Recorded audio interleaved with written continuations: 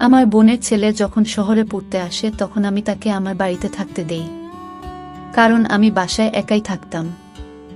আমার বড় বাইরে ছিল বলে তার সাথে এই ব্যাপারে কথা বললে সে রাজি হয়ে যায়।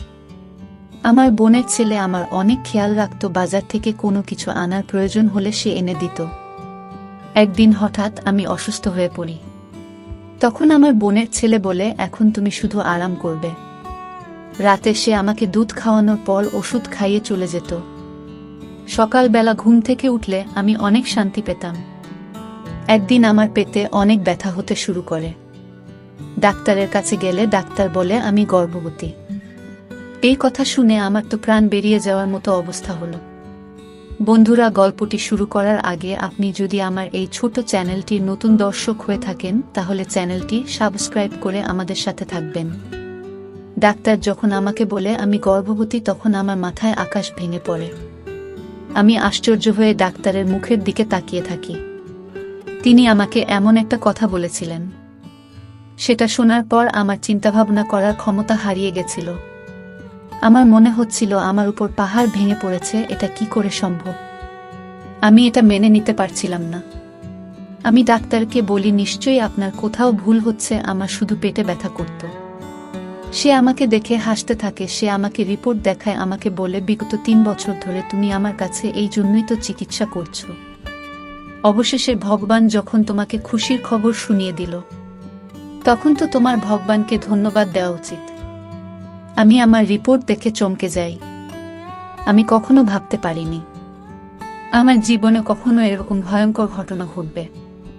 আমি তো এই কথা শুনে ঘাবড়ে যাই। আমার বিয়ের 5 বছর হতে চলল, আর আমার বর কাজের সূত্রে বাইরে থাকে। কয়েক বছরে শুধুমাত্র 10 দিনের জন্য দেশে আসে। আর আমি চাইতাম সেই সময় আমার ইচ্ছা যাতে পূরণ হয়ে যায়, যাতে আমার মন বাচ্চার উপরে থাকে, তাকে নিয়ে যাতে আমি দিন কাটাতে পারি। কিন্তু প্রত্যেকবার আমি দুঃখ পেতাম। এখন তো সে বিদেশে ছিল। আমি ডাক্তারকে কিছু বলিনি। নিজের রিপোর্ট নিয়ে ধীরে ধীরে বাইরে চলে আসি। আমার মাথা কাজ করা বন্ধ করে দিয়েছিল। এটা কি করে হতে পারে? আমি গর্ভবতী। আমার বাড়ি ক্লিনিকের একটা গলির পরেই ছিল, কিন্তু আমার পা এত ভারী মনে হচ্ছিল যেন আমার কাছে অনেক ভারী কিছু চাপানো আছে। বাড়িতে আমরা শুধু দুজনই থাকতাম, আর কেউ থাকতো না। এক আমি, আর দ্বিতীয়ত ফাহিম আমার মাথা কাজ করা বন্ধ করে দেয়। ফাহিম আমার নিজের বোনের ছেলে ছিল, আমার নিজের বড় দিদির ছেলে। তার ব্যাপারে উল্টোপাল্টা কিছু চিন্তা করতে পারছিলাম না। আমি তখনই সামনে নিজের বাড়ির গেট দেখে আমি চমকে উঠি। আমার মনে হচ্ছিল ক্লিনিক থেকে বাড়ি পর্যন্ত কোনো প্রাণহীন লাশকে ধাক্কা দিয়ে এত দূর নিয়ে এসেছে। আমার গলা এমনভাবে শুকিয়ে গেছিল যে আমার নিঃশ্বাস নিতে পর্যন্ত কষ্ট হচ্ছিল। আমি দরজায় বেল বাজাই, তখনই ফাহিম এসে দরজা খুলে দেয়। আমি বাড়ির ভিতরে চলে যাই। আমাকে দেখে ফাহিম হাসতে থাকে।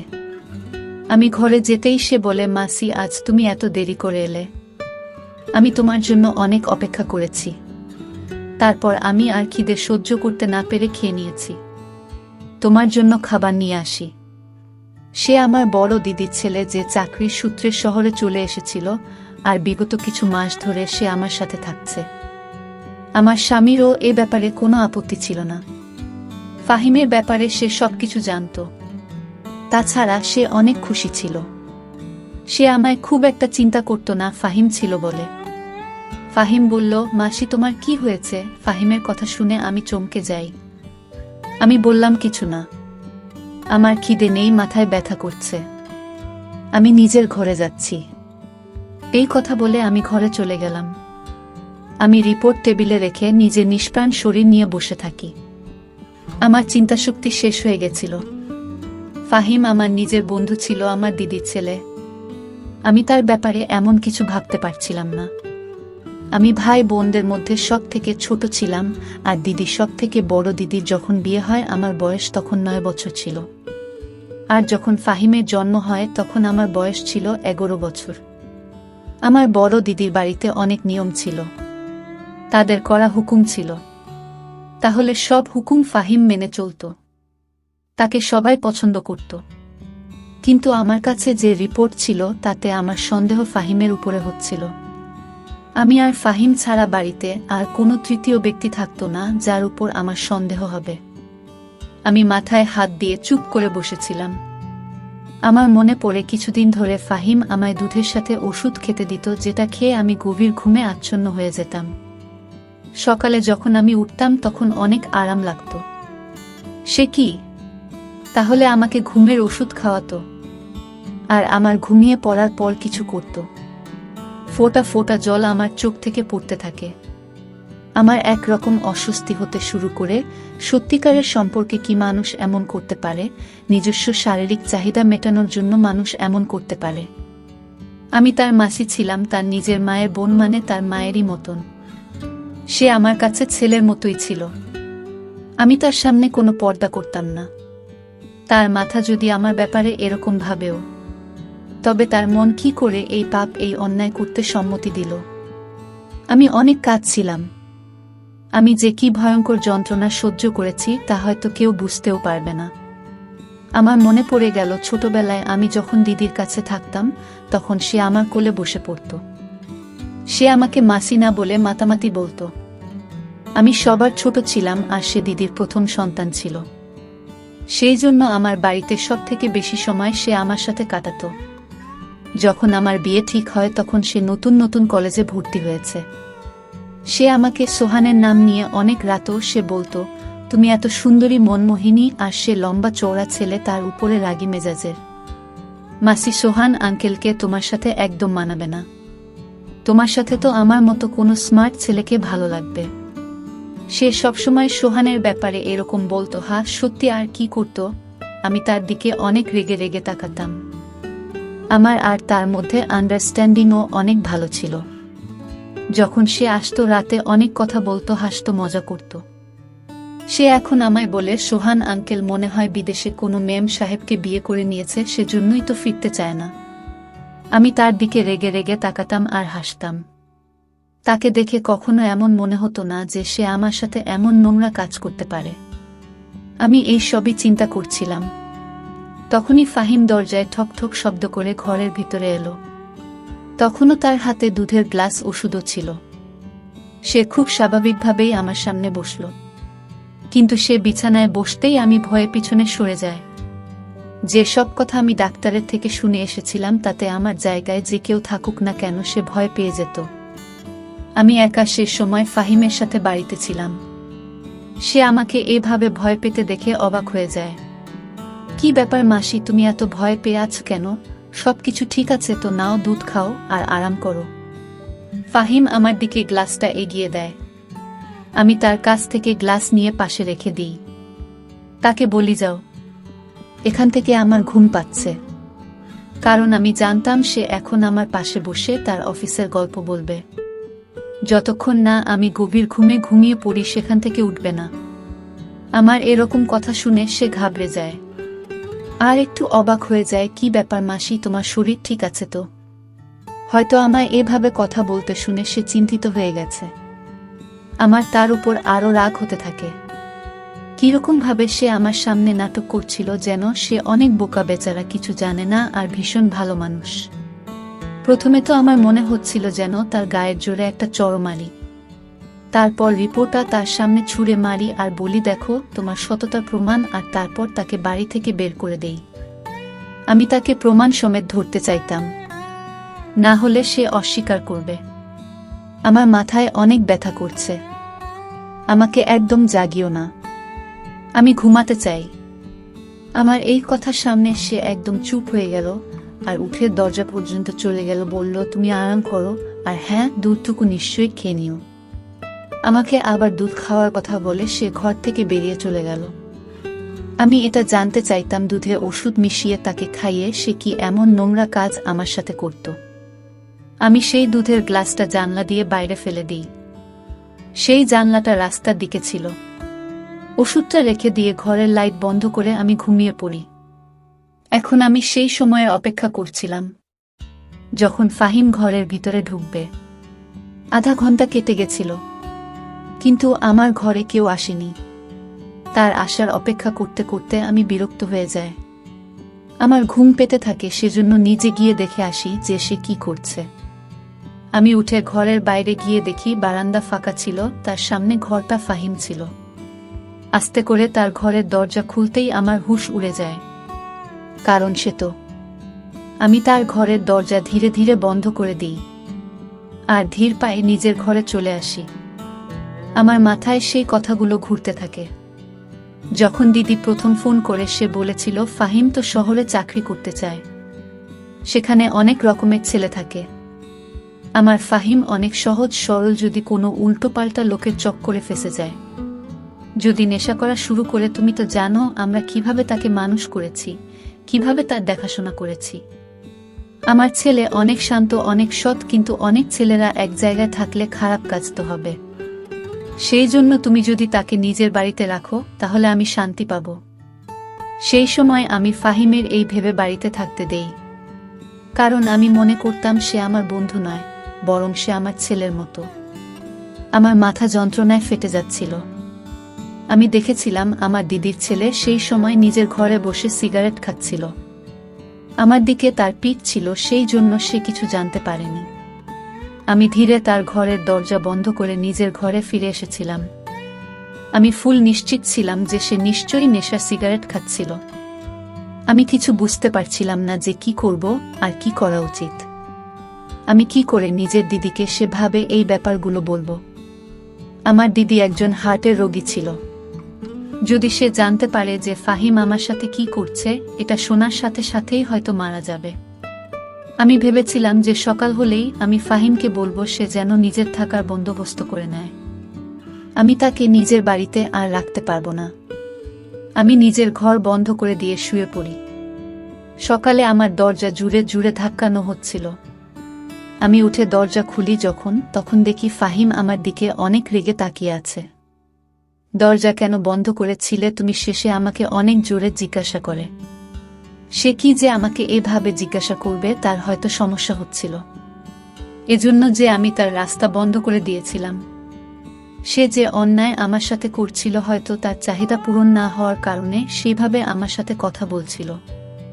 আমি তাকে জিজ্ঞাসা করি, তুমি কেহ আমাকে এরকমভাবে প্রশ্ন করার? আমার এত জোর গলার আওয়াজ শুনে সেও একটু অবাক হয়ে গেল। তখন সে নরম গলায় বলে, মাসি, রাতে তোমার শরীর ঠিক ছিল না, তাই আমার চিন্তা হচ্ছিল। আমি কখন থেকে দরজার সামনে এসে তোমাকে ডাকছিলাম, কিন্তু যখন তুমি কোনো উত্তর দিচ্ছিলে না তখন আমার চিন্তা হতে শুরু করে যে না জানি তুমি বেহুশ হয়ে যাওনি।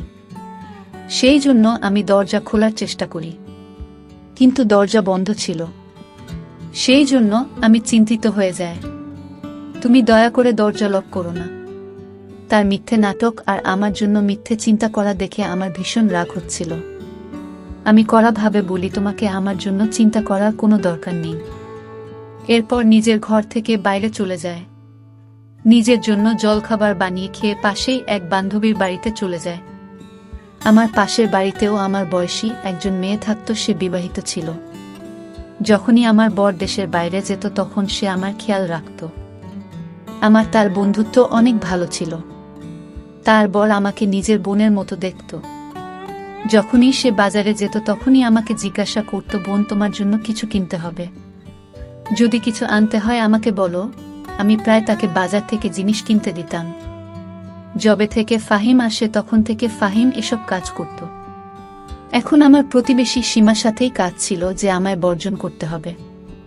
এই পাপ আমার জীবন থেকে শেষ করে দেওয়া ছাড়া আমার আর কোনো উপায় ছিল না। আমি এটাই বুঝতে পারছিলাম না যে আমি সীমাকে কি বলবো, না জানি সে আমার ব্যাপারে কি ভাববে। কিন্তু আমার কোনো না কোনো মহিলাকে তো দরকার ছিলই। আমাকে তো কাজটা করতেই হবে, কারণ দিদিকে যদি সত্যিটা বলি তবে সে মেনে নিতে পারবে না। যদি নিজের বরকে এসব কথা বলতাম তাহলে তো সে আমাকে আর কখনো নিজের বউ বলে মেনে নিত না। আমার সংসার বরবাদ হয়ে যেত। আমি যে কি জায়গায় ফেঁসে গেছিলাম তা শুধু একমাত্র আমি ভালো করে জানতাম। আমি একজন নতুন লেডি ডাক্তারের কাছে গিয়েছিলাম আর বলেছিলাম যে যদি আমার কাজ ঠিকভাবে করে দেয় তবে তাকে আমি ভালো টাকা দেব। সে মহিলা ডাক্তার রাজি হয়ে যায়, কিন্তু সেই রাতে আমার সাথে কিছুটা এরকম হয় যা দেখে আমি কেঁপে উঠি। আমি রাতে ফিরে ফাহিমকে বলি যে আমি তোমাকে আর নিজের বাড়িতে রাখতে চাই না। সেই জন্য সে যেন 1 সপ্তাহের মধ্যে নিজের থাকার ব্যবস্থা করে নেয়। আমার কথা শুনে সে অবাক হয়ে যায়। মাসি, তুমি এসব কি বলছো? আমি তোমাকে ছেড়ে কোথায় যাব? আমার কোনো ব্যাপার না, আমি কোথাও একটা থেকে যাব, কিন্তু মাসি তুমি একা কি করে থাকবে? ফাহিমের কথা শুনে আমার রাগ হতে শুরু করে। আমি বলি, তুমি আসার আগে আমি একাই থাকতাম। যত তাড়াতাড়ি সম্ভব নিজের জন্য থাকার জায়গা খুঁজে নাও। সে কোনো উত্তর দেয় না, কিন্তু তাকে দেখে চিন্তিত মনে হচ্ছিল। আমি নিজের ঘরে এসে শুয়ে পড়ি। এখন আমি নিজের ঘরের দরজা লক করে রাখতাম। কিছুক্ষণের মধ্যেই আমি ঘুমিয়ে পড়ি। তারপর আমার আর কিছু মনে ছিল না। রাতে যখন চোখ খুলে তখন মনে হচ্ছিল যে আমার পাশে কেউ শুয়ে আছে, কিন্তু আমার ঘরে অনেক অন্ধকার ছিল। এতটাই অন্ধকার ছিল যে আমি সেই মানুষটাকে দেখতে পাচ্ছিলাম না। শুধু এটা মনে হচ্ছিল যে আমার পাশে কেউ শুয়ে আছে। আমি অনেক ভয় পেয়ে গেছিলাম। আমি তাড়াহুড়ো করে কিছু বুঝতে না পেরে চিৎকার করতে থাকি। কিছুক্ষণের মধ্যেই আমার পাশে শুয়ে থাকা মানুষটা উঠে বসে। আমার বিছানা থেকে উঠে যাওয়ার আগেই সেই মানুষ নিজের হাত দিয়ে আমার মুখ চেপে ধরে। এখন তো আমি অনেক চমকে গিয়েছিলাম। আমি নিজেকে বাঁচানোর কোনো কথা চিন্তা করার আগে সে মানুষটা বিছানার পাশে থাকা ল্যাম্প অন করে দেয়। তাকে দেখে তো আমার হুঁশ হারিয়ে যায়। আমার সামনে আমার বর ছিল কখন বাড়ি আসে। সে আমাকে কিছু না জানিয়ে হঠাৎ চলে এসেছিল। সে হাসতে থাকে, বলে তোমাকে সারপ্রাইজ দেওয়ার ছিল। যখন আমি বাড়ি ফিরি তখন ফাহিম দরজা খুলে। সে জানতো আমি এখানে আছি। যখন আমি ঘরে আসি তখন ঘর লক ছিল। তুমি জানো, জানলা দিয়ে আমাকে ভিতরে আসতে হয়েছে। তুমি তো অদ্ভুত। এখানে কি এমন অচেনা ব্যক্তি আছে যে তুমি দরজা লক করেছ? তার কথায় আমি উত্তর দিতাম। সেই সময় আমি মন থেকে অনেক ভেঙে পড়েছিলাম। সেই জন্য সোহানের গলা জড়িয়ে আমি অনেক কাঁদতে থাকি। সে ভেবেছিল যে সে ছিল না বলে আমি উদাস ছিলাম। সেজন্য এভাবে হঠাৎ তাকে সামনে দেখে কেঁদে দিয়েছি। সত্যিটা অন্য কিছু ছিল। আমি জানতাম আমার উপর দিয়ে কি ঝড় বয়ে যাচ্ছে। সে আমাকে সান্ত্বনা দিতে থাকে। সকালে যখন আমি উঠি তখনও সোহান ঘুমাচ্ছিল। আমি অনেক চিন্তিত ছিলাম, আজ আমাকে ডাক্তারের কাছে অ্যাবর্শন করতে যেতে হবে। কিন্তু সোহানের উপস্থিতিতে এটা সম্ভব নয়। আমি এটা ভেবে চিন্তিত ছিলাম যে সোহানের কাছে কি অজুহাত দেবে, কি করে এই কথাটা লুকাবো। আমি চিন্তিত হয়ে বাইরে বসেছিলাম। তখনই ফাহিম রান্নাঘর থেকে বের হয়। সে নিজের ও সকলের জলখাবার বানিয়ে টেবিলে রাখছিল। আমাকে দেখে হাসতে থাকে আর আমাকে জিজ্ঞাসা করে, মাসি মেসোকে এভাবে হঠাৎ দেখার সারপ্রাইজ পেয়ে কেমন লাগছে? আমার তাকে দেখে ঘৃণা হয়। আর তাকে জিজ্ঞাসা করি, তুমি এত নাটকীয় ব্যক্তি কেন? এত ভালো মানুষের অভিনয় কিভাবে করো? তুমি লজ্জা লাগে না তোমার? একদিকে মাসি বলে ডাকো আর অন্যদিকে। আমি এসব দেখে দেখে বিরক্ত হয়ে গেছিলাম। সেই জন্য কোনো কিছু ভাবনা চিন্তা না করেই মুখে যায় এসেছিল আমি বলে দিয়েছিলাম। সে এতটাই মিলছিল। সে তখন আমাকে অবাক হয়ে দেখছিল। আমাকে বলে, মাসি কি বলছো তুমি? আমি তোমার কথা কিছু বুঝতে পারছি না। আমি এমন কি করেছি যার জন্য তুমি আমার সাথে এভাবে কথা বলছো? ফাহিমের কথায় আমি তার দিকে অবাক হয়ে দেখি আর নিজের ঘরে চলে যায়। সোহান তখন ঘুমাচ্ছিল। আলমারি থেকে নিজের রিপোর্ট বের করি আর ঘরের বাইরে চলে আসি। সিহাব টেবিলের পাশে দাঁড়িয়েছিল। আমি সেই রিপোর্ট তার মুখের উপর ছুঁড়ে মারি আর তার মুখের সাথে ধাক্কা লেগে মাটিতে পড়ে যায়। বলি, এটা পড়ো আর নিজের নোংরা মুখ নিয়ে সোহান ওঠার আগে আমার বাড়ি থেকে বিদায় হয়ে যাও। আমি ওকে রেগে রেগে এই কথাগুলো বলি, কারণ আমি চাইতাম না কোনোভাবে সোহান এই কথা জানতে পারুক। ফাহিম রিপোর্টটা মাটি থেকে তুলে খুলে যখনই সে সেই রিপোর্ট পড়ে তখন তার মুখের রং ফিকে হয়ে যায়। তার হুঁশ উড়ে যায়। তার কিছু বলার আগে সোহান বারান্দায় আসছিল। জানি না কিভাবে, কিন্তু সে সোজা ফাহিমের কাছে আসছিল। রিপোর্ট তার হাত থেকে নিয়ে পড়তে শুরু করে। সেটা দেখে তো আমার প্রাণ বেরিয়ে যাওয়ার মতো অবস্থা হয়। আমার সংসার নষ্ট হয়ে যাবে। সোহান তো আমাকে তালাক দিয়ে দেবে। আমার খুব বাজেভাবে মাথা ঘুরে যায় আর আমি পড়ে যাই। যখন আমার হুঁশ আসে তখন দেখি আমি হাসপাতালে আসছি। আমার হাত কাঁপছিল আর সোহান আমার দিকে দেখছিল। ফাহিম ও সেখানে দাঁড়িয়েছিল। আমি সোহানকে দেখে কাঁদতে থাকি। আমি বলি, আমার কোনো দোষ নেই। ফাহিম আমাকে ঘুমের ওষুধ দিত। আমি কিছু জানি না। দোহাই, আমাকে তালাক দিও না। আমি তোমাকে অনেক ভালোবাসি, আমি তোমাকে ছাড়া বাঁচতে পারবো না। আমি বিছানায় শুয়ে তার হাত ধরে তার কাছ থেকে ক্ষমা চাইছিলাম। শেষে আমার হাত ধরে বললে, তুমি চিন্তা করো না, আমি তোমাকে ছাড়ব না। আমি আবার নতুন করে তোমার টেস্ট করিয়েছি, তুমি গর্ভবতী। হয়তো অন্য কারো রিপোর্ট তোমার রিপোর্টের সাথে বদলে গিয়েছিল। না তুমি দোষী আর না শিহাবের কোনো দোষ আছে। এরকম কিছু নয়, তুমি তার চরিত্রের উপর সন্দেহ করো না। শুধু রিপোর্টও অদল বদল হয়ে গেছিল। এটা একটা ভুল বোঝাবুঝি হয়েছে। ফাহিমের উপর যখন আমার নজর পড়ে তখন সে কাঁদছিল, তার মুখ থেকে কোনো শব্দ বেরোচ্ছিল না। ও শুধু কাঁদছিল। আমাকে দেখে আমার কাছে এলো আর বলল, মাসি, তুমি কি করে ভাবলে যে আমি তোমার সাথে এরকম করতে পারি? আমি আমার মা আর তোমার মধ্যে কখনো কোনো পার্থক্য করিনি। আমি তো কখনো কোনো অচেনা মেয়ের দিকে চোখ তুলে পর্যন্ত তাকাইনি। তুমি তো আমার মায়ের মতো। আমি বললাম, আমি তোমাকে সিগারেট খেতে দেখেছি। সে বলে, আমি নেশা আর সিগারেট কখনো খাই না। হ্যাঁ, কখনো কখনো এমনি সিগারেট খাই।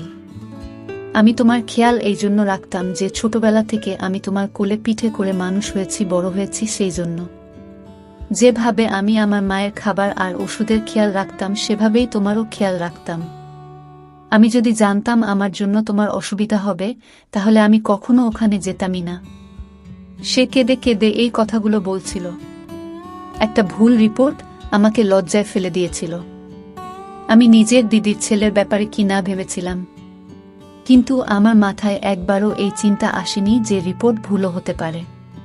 আফসোস, যদি আমি দ্বিতীয়বার আরও একবার টেস্ট করে নিতাম তাহলে এসব কিছু ঘটতো না। বন্ধুরা, আজকের গল্প এখানেই শেষ করছি। যদি আমার গল্পগুলো তোমাদের ভালো লাগে তাহলে একটা লাইক দিয়ে বন্ধুদের সাথে শেয়ার করে দিন। দেখা হবে আগামীকালের নতুন ভিডিওতে। সবাই ভালো থাকবেন। ধন্যবাদ।